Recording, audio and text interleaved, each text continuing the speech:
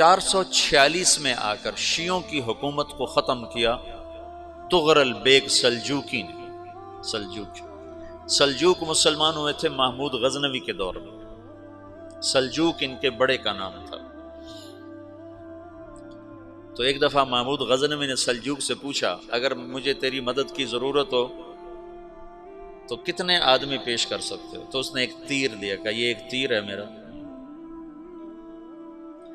کسی کو یہ تیر بھیج کر میرے علاقے میں بھیج دو تو چند گھنٹوں میں 1,00,000 تلواریں تیرا پہرا دینے کے لیے تیار ہوں، میرے پاس اتنی طاقت ہے۔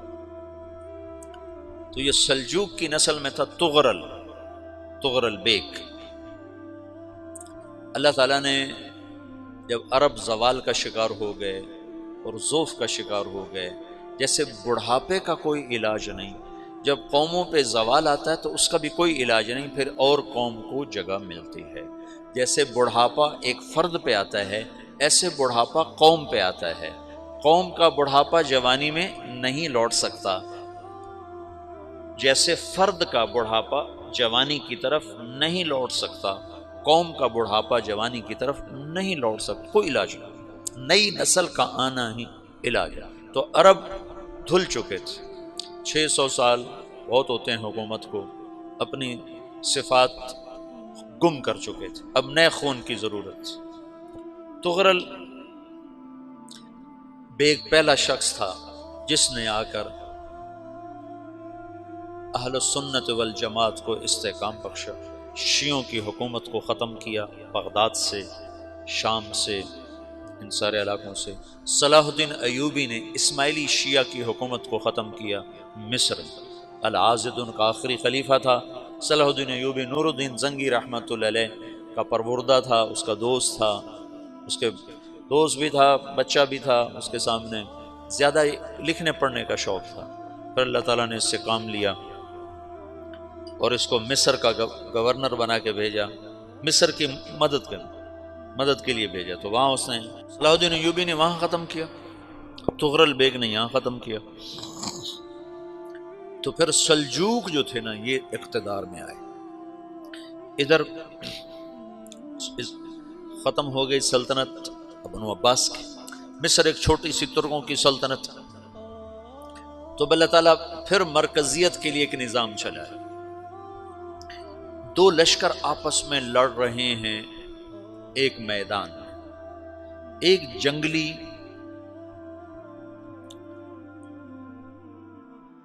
بدوؤں کا قافلہ، جنگل کے لوگ اپنے قبیلے کو لے کر، ایک جنگلی قبیلہ اپنے سردار کے ساتھ نقل مکانی کر رہا ہے ایک جگہ سے دوسری جگہ۔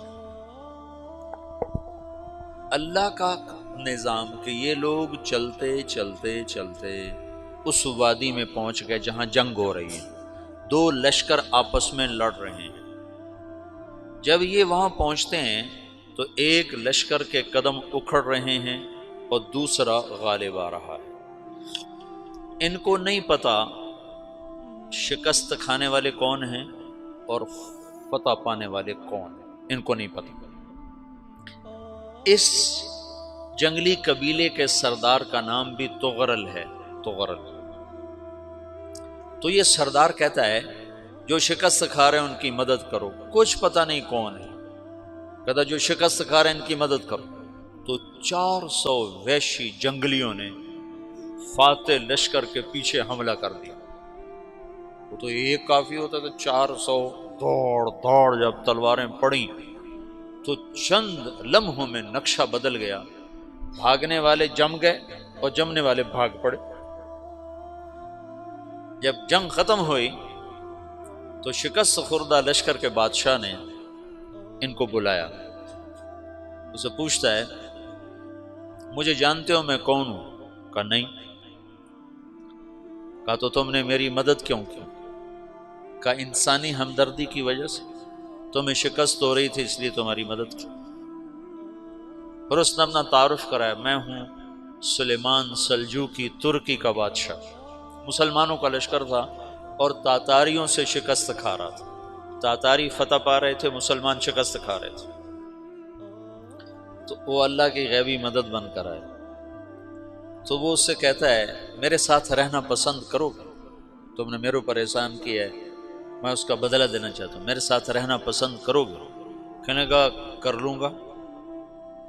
تو اس کو لے کر ترکی آیا، اور استنبول اس وقت روم کی حکومت میں تھا، اسے فتح کیا اس تغرل کے آگے چوتھے پانچویں پڑپوتے محمد فاتح نے۔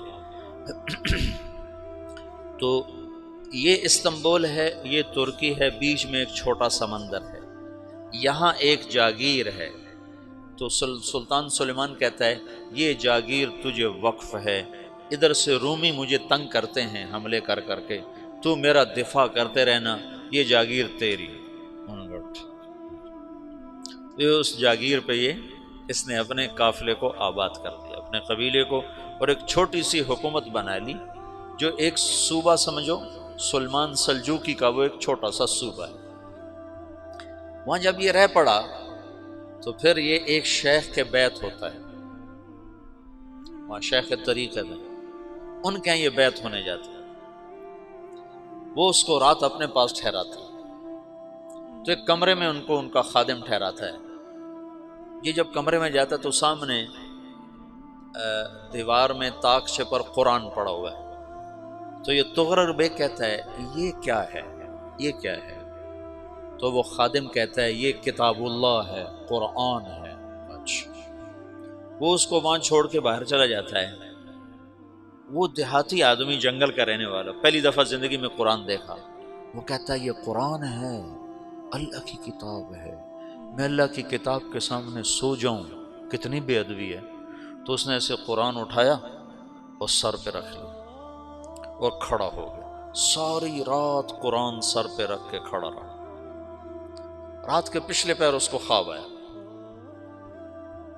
کھڑے کھڑے اس نے دیکھا کہ اس کی پشت سے ایک چاند نکلا اور شیخ کی بیٹی کے سینے میں جا کے اتر گیا۔ پھر اس لڑکی کے سینے سے ایک درخت نکلا جو پھیلتے پھیلتے پھیلتے 3 بر اعظم پہ چھا گیا، افریقہ پر، یورپ پر، ایشیا پر۔